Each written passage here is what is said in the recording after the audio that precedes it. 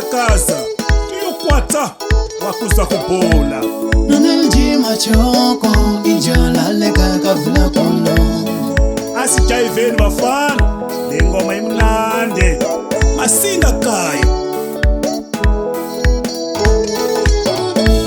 makamane nifikile hane ya mukelene nena tikinga mena la kumitamsela mitile ni wula wula mwananga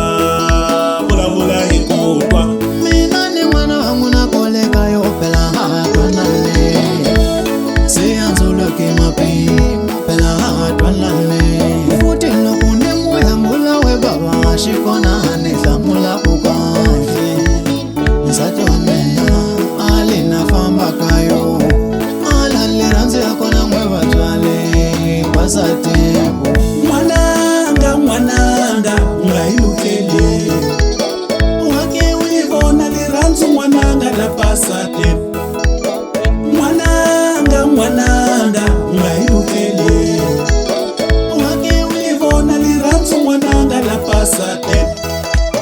mulayeni atwitiba mwana wa mweno akutsa mahema kuwa zwikahle mulayeni atwitiba mwana wa mweno akutsa mahe kuteta zwikahle kasi ni mwana ngakutela mwanango zvakuipasa tempu liranzo imwana ngakutela mwanango zvakuipasa tempu liranzo kasa hiwena hingakuitesa mwananga zvakuhititeka tipondo kavanhu madzvala yakona